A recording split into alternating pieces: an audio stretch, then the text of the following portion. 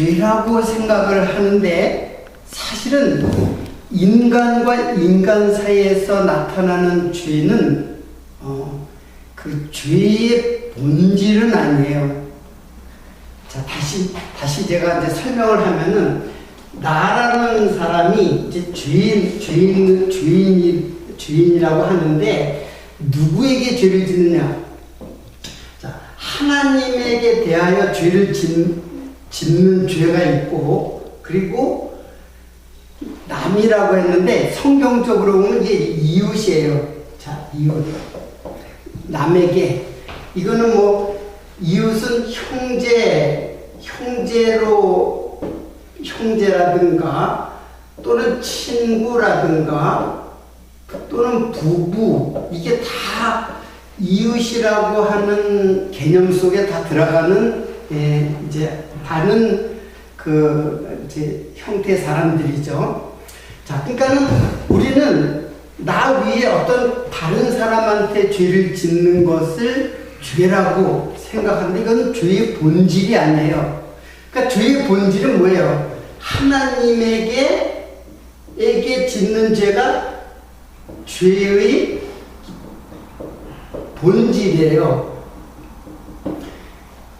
그러니까는 이웃에게 죄를 짓는 것은 이게 물론 죄예요. 이게 죄가 아니라는 뜻이 아니에요. 이 죄는 본질을 설명하기 위한 죄예요. 자, 죄긴 죄인데, 죄의 본질이 아니라 죄의 본질을 설명하기 위한 도구로서의 죄예요. 그러니까 도구로서의 죄예요. 그러니까 어떻게 보면 이건 죄의 껍질이라고 할 수 있고, 이건 죄의 본질이라고 할 수 있는 거예요. 여러분, 이제 성경 속에서 잘 알듯이 다윗이 밧세바를 범했을 때에 다윗이 밧세바에게 죄를 지은 거죠. 하나님에게 죄를 지었나요? 밧세바에게 죄를 지은 거잖아요. 그러니까 밧세바에게 죄를 지었기 때문에 밧세바에게 보상을 하든지 아니면 배상을 하든지, 간음죄니까 배상하는 것은 어떤 방법으로 하든지 합의를 하든지, 세상의 개념으로 보면 합의를 하든지, 아니면 이것도 저것도 안 되면은 어떻게 돼요? 감옥에 가게 돼요. 그래서 죄의 대가를 다 치르게 되면은 그 죄로부터 어디요? 벗어날 수 있죠. 이게 이제 사회법상의 죄의 개념이에요. 그러니까 사회법상에서 죄는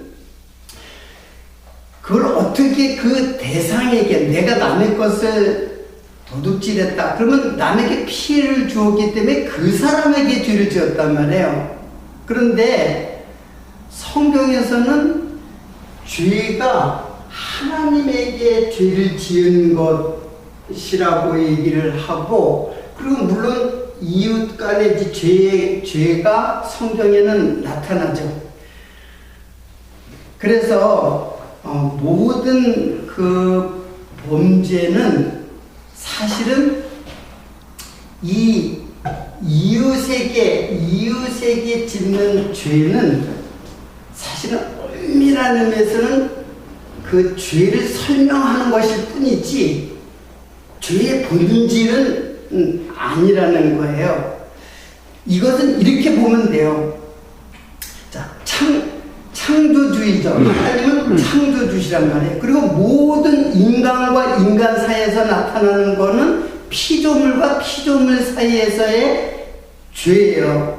그래서 피조물과 피조물 사이에서의 죄는 엄밀한 의미에서는 죄라기보다는 죄를 설명하는 도구로서의 역할을 하게 돼요. 그래서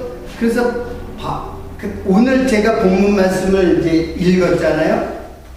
자, 오늘 본문 말씀을 이제 다시 한번 보면, 대저 나는 내 죄가를 아오니, 이게 지금 시편 51편은 밧세바와 그 간음죄를 지은 다음 밧세바를 간음하고 그리고 우리아를 죽인 이 엄청난 죄를 짓고 난 다음에 지은 시예요. 그래서 이 시가 그 밧세바의 그 범죄로 인해서 지은 시가 몇 편 있는데 아주 뭐 진액이 녹을 정도로 침상을 갖다가 자기 눈물로 띄울 정도로 그렇게 그냥 엄청나게 하나님 앞에 그 이제 자신의 죄를 고백하는 것이에요. 그 중에 하나인데 대저 나는 내 죄가를 아오니 내 죄가 항상 어떻게 해요? 내 앞에 있느니라. 내 앞에 있나이다. 내가 주께만 범죄하여 주의 목전에 악을 행하였사오니 주께서 말씀하실 때 의롭다 하시고 판단하실 때 순전하다 하리이다. 자, 지금 다윗은 뭐라고 고백했냐면 내가 하나님께만 범죄하였다고 그랬어요. 다윗이 진짜 죄의 실질적으로 죄를 짓고 피해를 본 사람은 누구예요? 그럼 밧세바란 말이에요. 밧세바이고 또 우리아란 말이에요. 우리아는 이제 죽은 거죠. 근데 다윗이 뭐라 그랬냐면 하나님께만 범죄하였다 그랬어요. 정확하게 하나님께만 범죄하여 주의 목전에서, 그러니까 주가 보는 앞에서, 하나님이 보는 앞에서 죄를 지었다라고 이렇게 얘기해요. 이것이 바로 성경에서 말하는 죄의 정의예요. 세상에서는 세상법에 의해서 그 죄가 심판을 받게 돼요. 그러나 우리의 모든 죄는 누구에게로 향하느냐 하면은 사실은 나와 너 사이 피조물 사이에 짓는 죄가 하나님께로 가요. 왜 인간과 인간 사이의 죄는 사실은 죄의 본질이 아니라고 하는 것은, 예를 들면 제가 항상 그렇게 이제 표현합니다. 제가 이제 그 조각가로서 작품을 갖다 만들어요. 그러면 내가 창조주가 되고 작품은 피조물이 된단 말이에요. 그러니까 피조물을 만들고 피조물을 만들었어요. 그럼 피조물과 피조물 사이에 서로 죄가 성립이 될까요? 안 될까요? 예? 만들어 놓은 피조물인데 피조물과 피조물 사이에서는 죄가 성립이 될 수 엄밀하게는 없는 거예요. 이거는 하나님께서 그 호흡을 줘가지고 서로 죄를 짓게 만들어 놓는 거예요. 그리고 그 죄는 바로 누구에게 죄를 짓는 것이다 라는 것을 지금 설명하는 도구로서의 죄예요. 이스라엘 백성들이 그 모세를 그 가나안 그 광야 여정에서 모세를 원망했어요. 가는 곳마다 모세를 원망했어요. 모세를 원망했는데 그 모세를 원망한 것은 사실은 이스라엘 백성들은 하나님을 원망할 수는 없어요. 하나님을 갖다가 원망한다는 것은 그들에게 생각 밖이에요. 그러니까는 눈에 보이는 모세를 원망했다. 모세는 애굽에서 가나안까지 인도해가는 예수 그리스도의 상징이에요. 그러니까는 지금 하나님을 원망할 수는 없으니까 모세를 원망만 했나요? 돌로 쳐서 죽이려고 했단 말이에요. 사실은 돌로 쳐서 죽인 거나 마찬가지예요. 근데 그러니까 모세는 누구냐면 바로 예수 그리스도예요. 그러니까 예수 그리스도를 계속 죽이면서 계속 원망을 했단 말이에요. 원망했다는 것은 그걸 거역한다는 뜻이고 불평불만을 한다는 거예요. 그러니까 여러분들, 우리가 살아가면서 계속 죄가 왜 생기냐면 불평, 불만이 생기죠. 왜 그러냐면 내 마음과 내 뜻대로 안 되기 때문에 상대방에게 그걸 요구하기 때문에 그 불평, 불만이 생기는 그게 바로 죄라니까요. 근데 죄인데 그게 상대방에게 죄를 짓는 것이 아니라 엄밀하게 말하면 이걸 알려주기 위한 죄니까 누구에게 죄를 짓는 거예요, 그게. 바로 그게 하나님을 원망할 뿐 아니라 비난하고 흉보고 정죄하고 심지어는 죽이다면 미워하는 게 죽이는 거잖아요. 죽이는 데까지 가는 거예요. 그러니까는 내가 예수를 죽인 살해범이다 라고 이해한다는 것은 뭐냐면은 대부분의 사람들이 나는 죄인입니다 라고는 하지만 그건 어디까지나 감정적이고 느낌상에 난 죄인인 것 같아. 그 정도에서 죄를 인식한다는 거는 그는 죄의 정확한 인식이 될 수가 없어요. 그래서 오늘 지난주에 본문 말씀처럼 문을 두드리는 것이 아니라 예수를 살해하면 그러면은 문이 열린다. 그런 뜻이에요. 그러니까는 여기 있는 내용들을 하나하나 오늘 차례로 살펴보면은 이거는 참 아벨과 가인에게 이런 문제가 있었어요. 아벨과 가인이 아벨을 죽였어요. 아벨을 죽이니까는 가인에게 죄가 눈앞에 엎드린다 그랬어요. 이게 뭐냐면 항상 내 죄가 항상 하나님 앞에 있나이다 했던 것과 이제 같은 거예요. 그러니까는 제가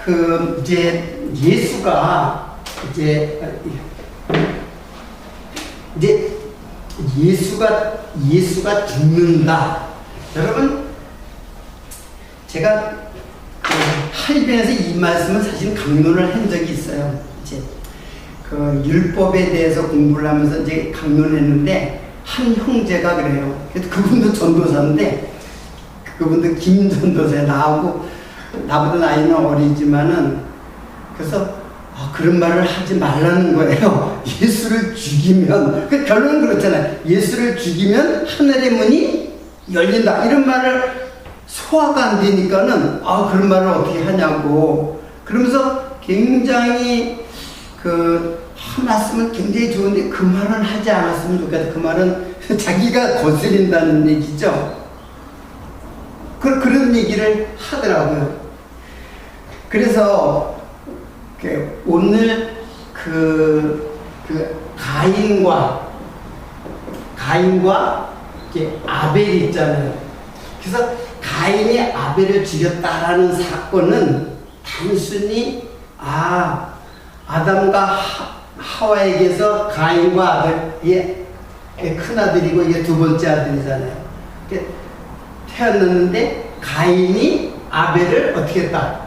죽였다라는 사건에서 그냥 그렇게만 이해를 해요. 그래서 가인은 최초의 살인자이고 아주 흉악한 죄인이다 라고 거기에서 이제 끝나버려요. 그런데 여기에서 하나님께서 우리에게 알려주시는 것은 뭐냐면 가인이 바로 아벨은 누구예요? 누구 상징이에요? 그렇죠. 예수 상징이죠. 가인이 아벨을 죽일 적에 아벨도 컸단 말이에요. 성장한 사람이란 말이에요. 아벨을 죽이려면 자기를 죽이려는데 아무런 항거를 할 수도 있지만 아무런 항거를 못한 거예요. 그냥 헛되게 죽임을 당했어요. 아주 헛되게. 그러니까는 가인이 아벨을 죽였는데 이 가인은 도대체 누구를 상징하는가 하는 거예요. 그러면 이제 여러분들 이 구도가 나오죠. 이게 누구예요? 이게 바로 나예요. 성경을 나에게 대한 이야기로 그 말씀을 읽지를 못하면, 이해를 하지 못하면은 성경은 나와 또 어떻게 보면 관계가 없는 책이에요. 남의 이야기란 말이에요. 가인의 이야기란 말이에요. 근데 가인의 이야기가 아니라 성경이 생명책이 되려면 내가 기록되어 있어야 돼. 내가. 여러분 계시록에 보면 생명책이라 했죠. 그 생명책이 바이블이에요. 비블로스라고 그랬는데 그게 바이블이고 파피루스에서 나온 말이에요. 파피루스이고 그게 바이블이에요. 성경책이에요. 그러니까 생명책이 따로 있는 게 아니에요. 성경책이 바로 생명책이에요. 생명록. 누가 기록된? 여러분들과 내가 기록된 생명록이란 말이에요. 그러니까 생명록이라고 하는 것은 내 이름이 거기에 기록됐다는 뜻은 어떤 뜻이냐면 바로 성경의 모든 사건은 다 나에 대한 이야기예요. 그리고 더 나아가서는 누구에 대한 이야기? 원래는 예수님에 대한 이야기죠. 근데 예수님에 대한 이야기에서 끝나는 게 아니라 누구에 대한 이야기예요? 나에 대한 이야기라니까요. 이게 다 나에 대한 이야기로 읽지 않으면 내가 생명록에 기록된 것이 아니에요. 생명록이 기록됐다라 가지고 생명록이 하나님의 심판대 앞에서 무슨 뭐라 그래요? 예? 그걸 뭐라 그러나 금방 잊어버렸네요. 그 죽음의 방명록이 있잖아요. 예? 살생부. 예? 살생부처럼 그렇게 해서 너는 지옥, 너는 구원, 그런 내 이름이 기록된 것이 아니에요. 하나님의 심판대 앞에서 내 이름이 김한재라고 하는 이름이 거기서 호명되는 것이 아니라는 얘기예요. 이 성경책이 나에 대한 이야기로 이해를 되지 않는 사람은 생명책이 기록된 것이 아니에요. 그냥 여전히 남의 책이야. 그냥 객관적인 책이야. 나와 관계없는 책이란 말이에요. 그러니까 이 가인이 바로 나라고 하는, 그래서 최초의 살인자잖아요. 최초의 살인자. 그 최초의 살인자고 인류 전체 살인자의 대표자이고 그게 바로 나라는 뜻이에요. 모든 인류의 대표자. 그러니까는 내가 아벨을 죽인, 그래서 여기에 어떤 문제 때문에 됐어요? 제사 문제 때문에 그랬다며. 제사를 갖다가 가인의 제사를 받고 아벨의 제사를 받지 않으니까 가인이 분이 나가지고 그 제사로 인해서 결국 누구를 죽인 거예요? 아벨을 죽인 거예요. 그러니까 제사라는 거는 뭐예요? 제사라는 거는 누가 죽는 거예요. 그렇죠? 죽음이 바로 제사예요. 희생의 제사. 희생의 제물이 죽는 제사. 그 제사로 인해 가지고 가인이 아벨을 죽였어요. 그래서 결국에는 인간의 이웃이 뭐예요? 이웃이라는 것은, 우리는 이웃하면은 우리가 생각하는 이웃이라는 개념은, 성경에서 이웃은 그런 개념이 아니에요. 완전히 이웃이라는 것은 일단은 남이에요. 나와 다른 남을 이웃인데, 그 이웃으로 오신 분이 누구예요? 내 죄를 규정하기 위해서 이웃으로 오셨단 말이에요. 누가? 예수가 이웃인 거예요. 여러분들, 그 선한 사마리아인의 비유를 내가 언젠가 이제 말씀을 드렸는데, 선한 사마리아 비유를 누가 내 이웃입니까? 그 율법을 갖다가 율법을 얘기하면서 율법은 하나님 사랑과 이웃 사랑을 했잖아요. 이웃을 내 몸과 같이 사랑하라고 했잖아요. 그러니까는 그러면 누가 이웃입니까? 내가 그 이웃을 이제 사랑해야 되니까 누가 내 이웃입니까? 그랬더니 그 선한 사마리아인의 비유를 쭉 얘기를 하고는 예수님이 다시 물어요. 누가 강도 만난 자의 이웃이냐? 이랬어요. 누가 강도 만난 자의 이웃이냐? 그랬어요. 그러니까 강도 만난 자라는 거는 이게 바로 죄로 인해 가지고 죽어가는, 율법에 의해서 죽임을 당한 자예요. 이 강도 만난 자는. 그 강도 만난 자를 살리는 것은 이웃이란 말이에요. 근데 이웃에 레위인도 지나가고 그리고 제사장도 지나가고, 그때 누가 이 이웃을 이 강도 만난 자를 돌아봤어요? 선한 사마리아. 이제 그냥 사마리아인이죠. 그래서 나도 이제 선한 사마리아인이라고 하는데, 그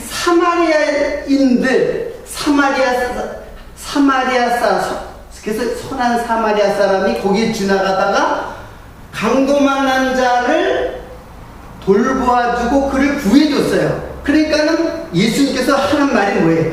누가 강도 만난 자의 이웃이냐? 그러니까 너는 이웃을 사랑하려고 하는 게 아니라 네가 바로 강도 만난 자이고 너는 이웃이 필요한 사람이야. 이웃이 누구냐? 바로 누구예요? 선한 사마리아인으로 오신 분이 누구냔 말이에요. 그게 그 비유 속에서 예수님이란 말이에요. 그러니까 이웃은 예수님이에요. 그러니까는 예수님께서 육체로 이 땅에 오신 거예요. 하나님을 향한 죄를 갖다가 규정하기 위해서.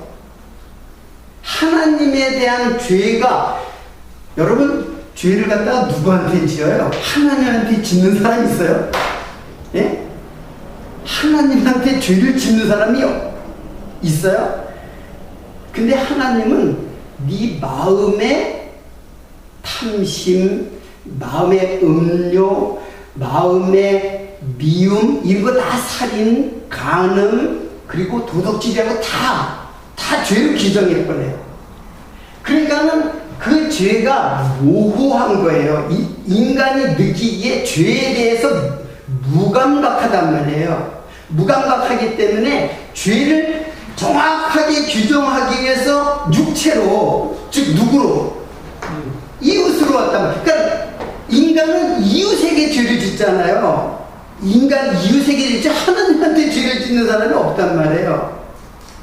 그러니까는 모세에게 죄를 지을지언정 하나님한테는 죄를 안 지어. 하나님한테 불경스럽게 하나님을 원망하고 그러지 않는단 말이에요. 그러니까 모세를 원망한단 말이에요. 그러니까 모세가 바로 우리 이웃으로 온 누구예요? 예수 그리스도란 말이에요. 그리스도에게 이제 죄가 지어지는 거예요. 여러분들, 왜 제가 예수를 죽인 자라고 하냐면은 바로 이웃에게 죄를 짓는 것, 더 아주 엄밀하게 말하면은 삶 자체가 다 이웃에게 짓는 죄예요. 우리 사는 것 자체가 죄예요. 누가 거기에서 벗어날 자가 어디 있어요? 그래서 예수님은 율법으로 오신 거예요. 율법으로. 네. 죄를 규정하기 위해서 오신 거예요. 이때는 이건 예수 그리스도잖아요. 이때는 예수예요. 예수. 육체로 오신 예수. 예수는 율법이 되어서 오시고, 율법으로 오시고, 율법 아래서 나를 살리기 위해서 죄가 되어서 죽으신 분이 바로 예수 그리스도예요. 자, 그러면은 나는 뭐가 되는 거예요? 누구를 죽인 사람이에요? 이웃을 죽인, 옆에 사람 죽인 게 아니에요. 제가 아까 이웃이라고 할 때 형제, 친구, 한 가지 더 나갔죠. 부부. 그래서 제일 많이 일어나요, 여기서. 뭐가? 여기서 죄가 가장 많이 일어나요. 그래서 부부 간에 그냥 마음의 그 원망이라든가 또는 마음의 그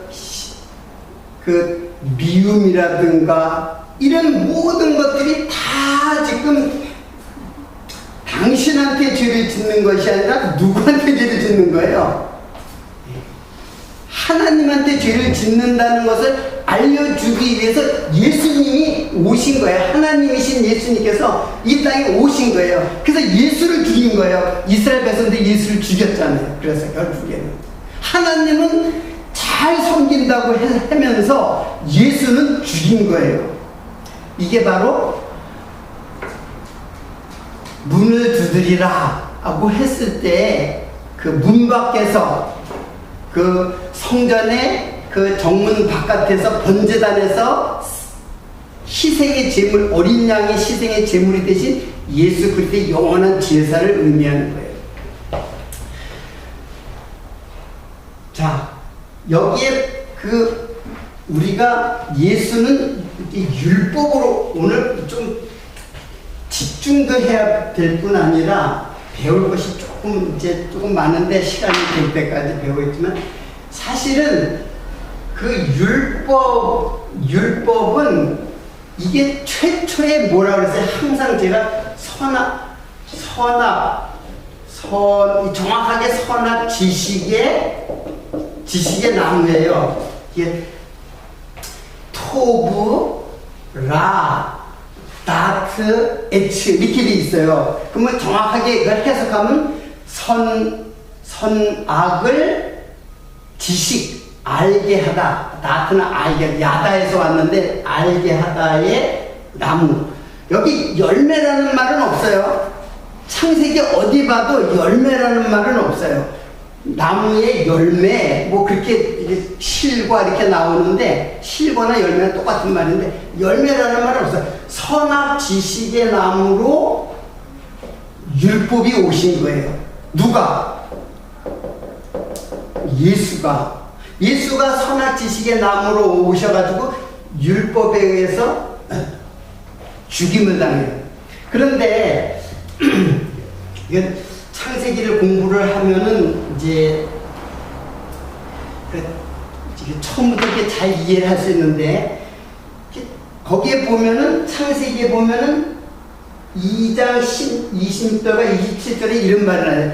선악을 알게 한 나무를 그러니까 모든 각종 나무의 실과를 임으로 먹되라고 했죠. 임으로 먹되가 이게 아칼이에요. 그러니까는 임으로 먹는다는 말이 아니라 먹고 또 먹으라 그런 뜻이에요. 먹고 먹으라. 그리고 여기 정령 죽으랴. 그 먹는 날에는 정령 죽으리라라는 말은 무트예요. 자, 이거는 히브리인의 용법 중에서 이렇게 반복해서 쓰는 것은 반드시 먹어라. 이런 뜻이에요. 반드시 먹어라. 이거는 뭐예요? 반드시 죽는다는 얘기죠. 정령 죽으자. 무트예요. 그러니까 반드시 죽는다. 이런 뜻이에요. 그런데 여기서 반드시 죽고 반드시 한다는 뜻은 어떤 의미를 갖느냐면 완성시키기 위해서 이게 완전하게 하기 위해서 시키기 위해서 먹고 또 죽는 거예요. 이게 반복이에요. 이게 무슨 뜻이냐면은 반드시 먹어야 된다. 왜? 완성시키기 위해서. 그리고 무트라는 말도 죽는다는 뜻이거든요. 무트라는 말도 이 말 뜻이 뭐냐면은 완성시키기 위한 죽음이에요. 완성이 되기 위한 죽음이에요. 여러분, 잘 보세요. 죽는 것이 목적이 아니라 무엇인가 완성시키기 위해서 죽는 거예요. 요거는 히브리 말인데 헬라 말로 보면은 이게 다나토스예요. 다나토스, 이게 헬라 말로 이 죽음이라는 말인데 다나토스의 죽음은 뭐냐면은 완성하기 위한 죽음이에요. 완성하기 위한 죽음. 그럼 다른 죽음이 또 있어요. 헬라 말로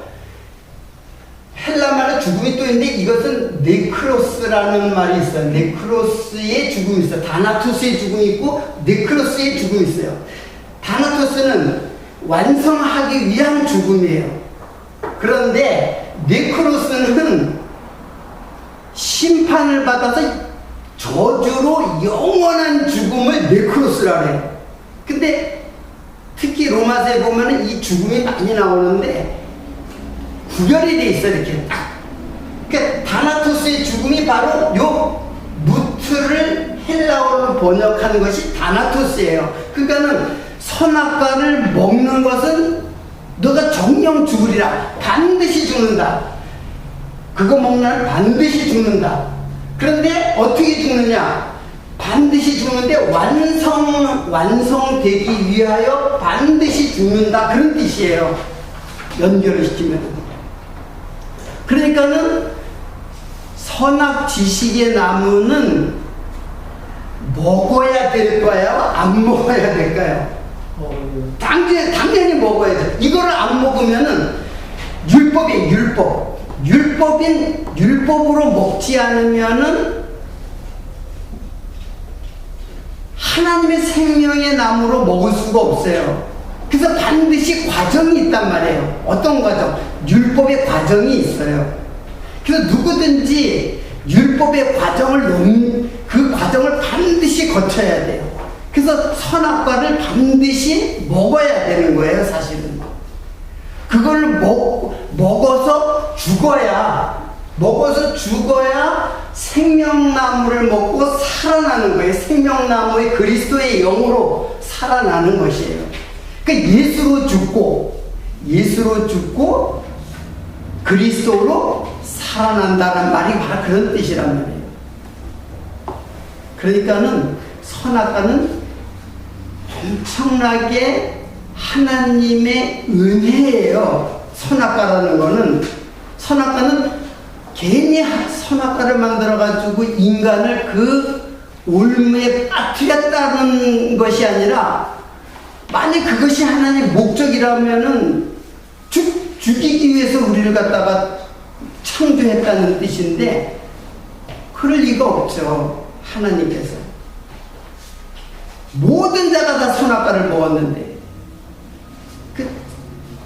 아담은 인간의 대표자예요. 역시 아담 안에서 우리는 다 선악과를 먹은 자예요. 그리고 실제로 먹은 자이기 때문에 죄인이에요. 그 죄인이기 때문에 죄를 지을 수밖에 없는 존재예요.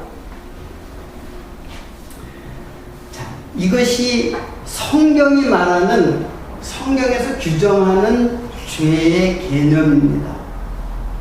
그러니까는 여러분, 나는 예수를 안 죽였다, 나는 예수를 죽였다는 말을 내가 동의하기가 힘들다. 그거는 예수와 내가, 예수의 희생의 십자가의 죽으심은 나에게 아무런 관계가 없어지는 것이에요.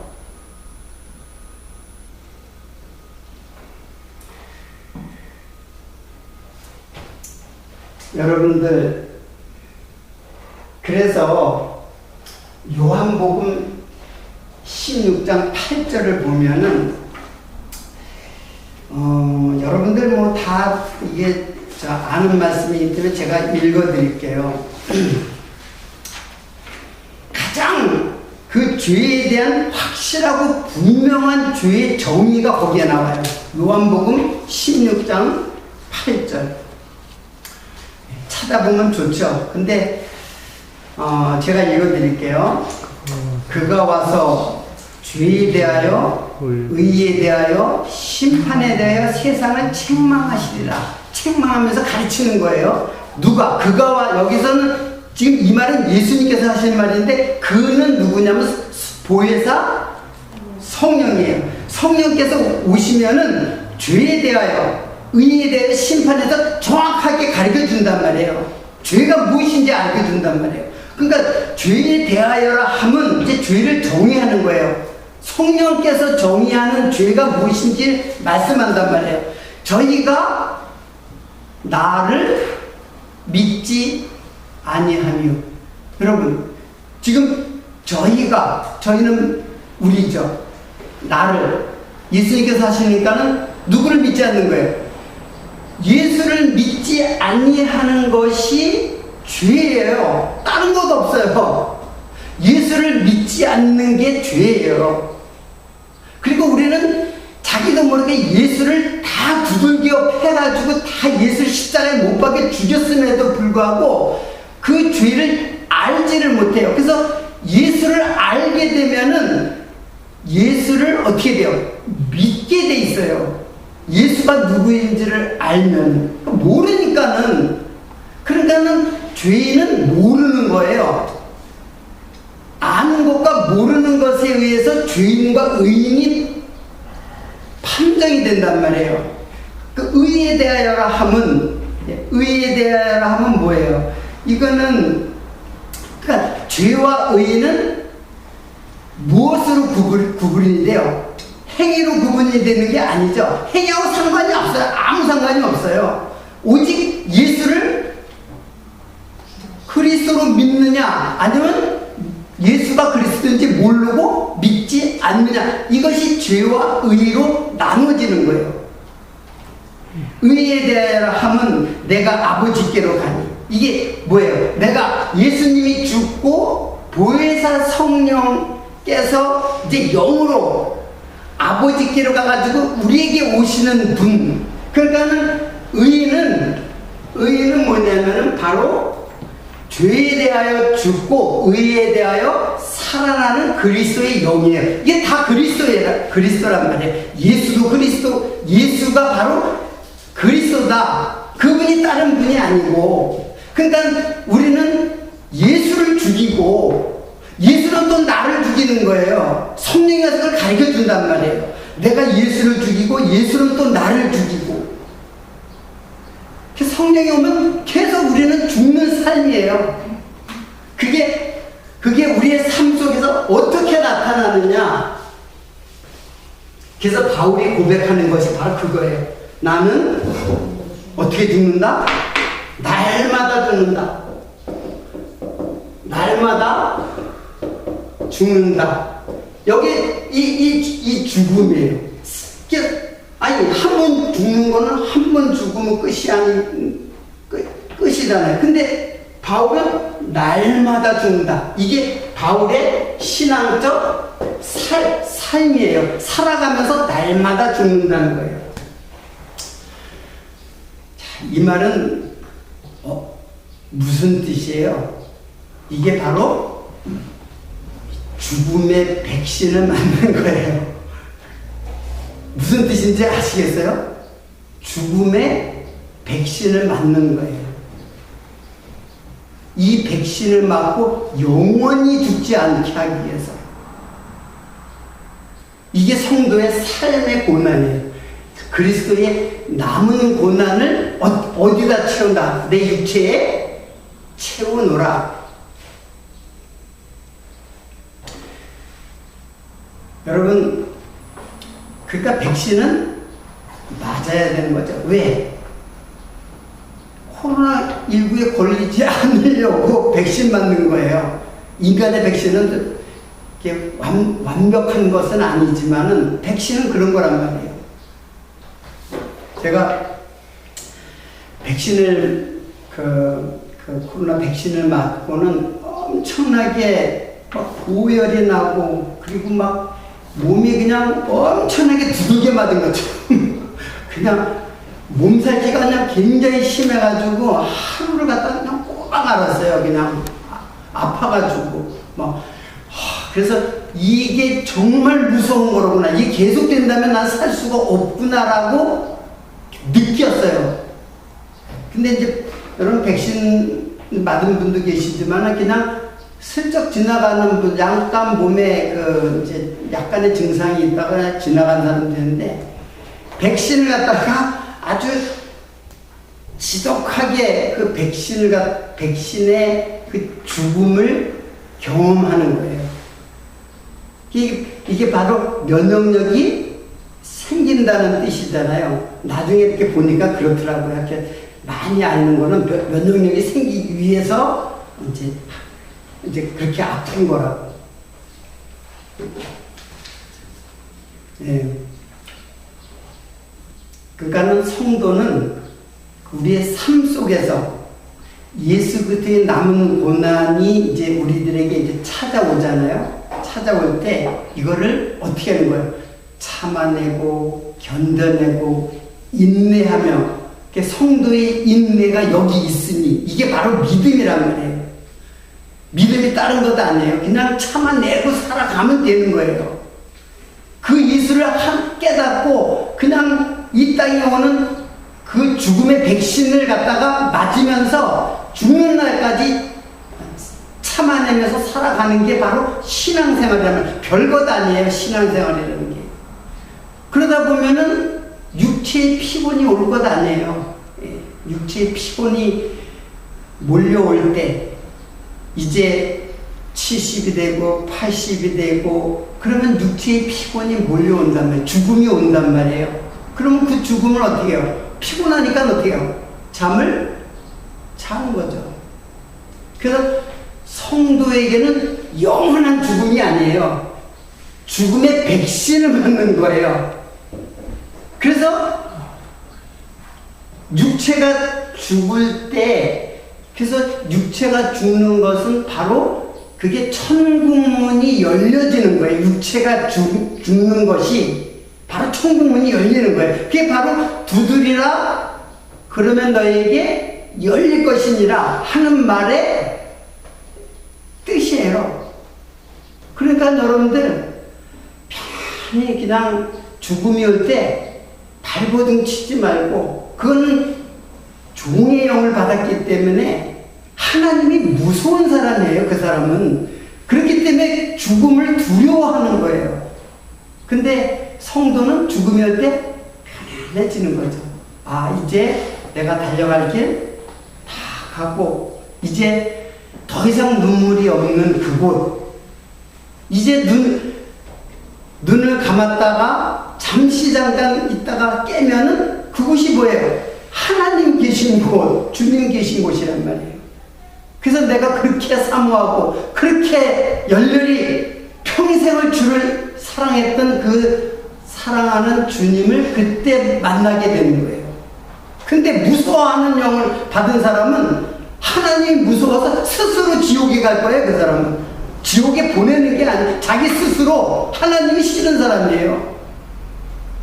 무서워하는 종의 영을 받아요. 그 마귀가 준 영이란 말이에요.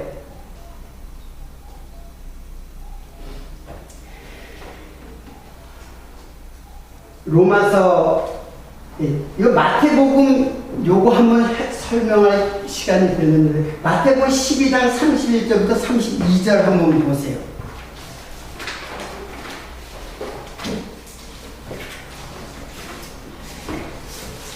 이거는 뭐 보통 난해기로다가 이제 난해의 귀절로다가 이제 이해하고 있는데, 제가 읽어드리겠습니다. 그러므로 내가 너에게 이르니 사람의 모든 죄와 회방은 사하심을 얻되 성령을 회방하는 것은 사하심을 얻지 못하겠고, 또 누구든지 말로 인자를 거역하면 사하심을 얻되 누구든지 말로 성령을 거역하면 이 세상과 오는 세상에서 사하심을 얻지 못하리라. 이거 무슨 말이에요 도대체? 예? 자, 말로 인자는 누구예요? 예? 예수 그리스도죠. 이걸 거역하면은 사심을 어때? 근데 말로 성령을 어떻게 하면 회방이나 거역하는 거나 모독하는 건 다 비슷한 뜻이에요. 사심을 얻지 못한다 이 말이에요. 그러면 인자 예수를 거역해도 사심을 얻을 수 있다는 뜻이잖아요. 이 말이 뭐 그 뒤에 말도 마찬가지예요. 네. 그러니까 인자로 지금 인자는 이거 하늘에서 내려오신 인간의 몸을 입으신 예수를 말하는 거예요. 그 인자를 거역하면 사심을 얻을 수 있어요. 그러니까는 내가 형제를 미워하고 형제에게 모든 죄를 짓는 거 다 용서받을 수 있어요. 심지어 예수를 죽인 사람들도 용서를 받을 수 있어요. 당시 예수를 죽였던 군병들, 로마의 집권자들. 근데 성령을 회방하면 사심 얻지 못한다고 그랬어요. 이게 무슨 말이에요? 성령을 회방한다는 말이 뭐예요? 지금 여기는 예수고 이 성령은 그리스도예요. 그리스도의 영이에요. 그러니까는 성령은 어떠한 영이냐? 성령은 어떠한 영이냐면 이거는 예수가 그리스도라는 사실, 내 죄를 위해서 죽으신다는 것을 알려줘서 나를 영원히 부활하게 하시는 그리스도라는 사실을 증거하는 영이 바로 성령이에요. 그러니까는 예수를 거역하는 것, 우리는 예수를 살아가면서 계속 예수를 거역하고 죽여요. 사실은 형제를 미워만 해도 죽이는 거라니까요. 부부간에도 마찬가지고 형제, 친구 다. 그러니까는 예수를 우리는 거역할 수는 있어요. 그러나 예수가 그리스도라는 사실을 증거하는 것을 회방하면은 이게 예수가 그리스도라는 증거가 되지 못하면 그 사람은 사심을 얻지 못한다. 그러니까 예수는 죽기 위해서 오신 분이라니까요. 예수는 죽기 위해서 오신 분이에요. 그리고 죽어야만 되는 거예요. 왜? 그래서 예수가 나와 함께 나를 끌어안고 같이 죽는 거예요. 같이 공동 운명체. 그래서 예수와 함께 죽는 거예요. 우리는 이게 뭐예요? 연합이란 말이에요. 예수와 연합. 그 연합되지 않으면은 개체로 있으면은 절대로 구원이 있을 수가 없어요. 성령이 증거를 하지 않기 때문에 성령이 지금 이 모든 말씀들을 정확하게 여러분들에게 마음속에 예수가 누구신지를 알게 되면 그분이 그리스도로구나. 그걸 성령께서 알려준단 말이에요. 그걸 회방시키면은 그러니까 계속 어떻게 되냐면 나는 죄인입니다. 근데 그 죄가 뭔지를 몰라. 그냥 죄인이라 그러니까 죄인인가 보다. 그래가지고 어떻게 구원을 받겠어요? 성령께서 우리들의 마음속에 깊이 찔림을 주시고 깨닫게 해주셔야 그래야 성령의 인도함을 받고 그래서 우리가 구원을 받는 거예요. 한 말씀만 더 찾아보도록 하겠습니다. 이거 제가 읽어 드릴게요. 예, 로마서 7장 6절인데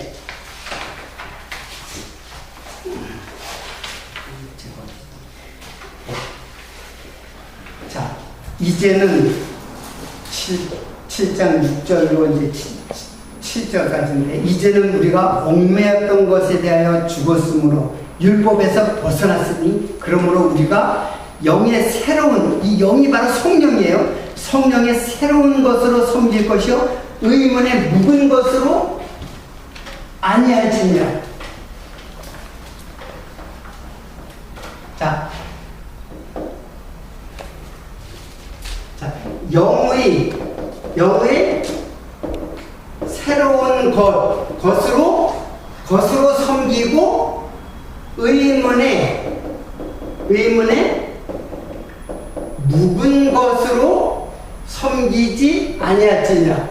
그러면 영이 바로 뭐예요? 영이 바로 이 성령이에요. 성령.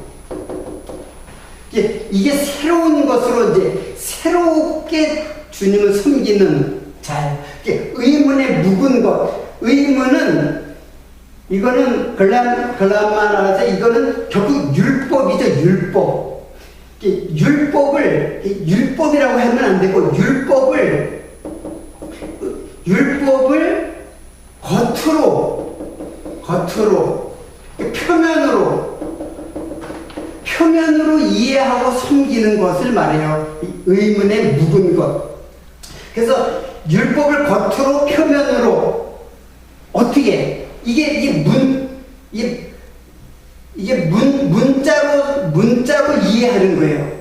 자, 살인하지 마라. 살인하지 마. 그러니까는 그 문자를 듣고 살인하지 말아야 되겠다라고 깨닫고 행위로 섬기는 것. 이게 의문에 묵은 것이에요. 그러니까 율법을 살인하지 마 그러면은 나는 살인한 존재로구나라고 깨닫고 그리스도에게로 가야 되는데 그 율법을 겉으로만 살인하지 마 하니까는 살인하지 말아야 되겠다는 뭘로 가요? 행위로 간단 말이에요. 이게 겉이에요. 이게 바로 속이고. 그래서 예수는 바로 그 율법에 나는 그 율법에 의해서 나는 죽임을 당해야 되는 거야. 그래서 예수께서 죽는데 예수만 죽는 게 아니라 나를 함께 가지고 죽어요. 왜? 공동 운명체니까는. 이게 연합이고 이게 한 몸됨이고 함께 한다는 뜻이에요. 자, 그래서 결국은 율법으로 죽은 여기에서 끝나는 것이 아니라 이제는 어떻게 영의 새로운 것으로 성령의 인도함을 받고 성령의 지도함을 받고 성령의 조명을 받고 성령의 가르침을 따라서 예수가 그리스도라는 사실을 증거하는 그 성령의 인도를 받는 이것이 바로 하나님의 나라가 열려지는 것이에요. 오늘도 제가 여러 가지 말씀을 나누는데 죄라는 것은 그냥 우리의 감정과 느낌에서 설정되어지는 게 아니에요. 정확하게 성경에 의해서 죄가 무엇인지를 우리에게 증거를 하고 그리고 나는 이 땅에 사는 것은 바로 그 죽음을 죽어가는 자로구나. 다시 말하면 백신을 맞으면서 그래서 영원한 죽음의 병에서 내가 죽음의 병에 걸리지 않게 내가 이 땅에서 육체의 고난, 육체의 그 죽음의 백신을 날마다 맞아가면서 살아가는 존재라고나 하는 것이 바로 두드리라 그러면 열릴 것이다 라는 말의 뜻이에요. 오늘의 본문 말씀은 사실은 굉장히 중요한 깊은 의미를 가지고 있는데 사실 이 내용이 성경 전체의 내용을 대표한다는 뜻도 되는데 이 말씀이 진정 성령께서 여러분의 마음속에서 참된 지도하시고 인도하시는 귀한 말씀이 되기를 바라겠습니다. 기도하겠습니다.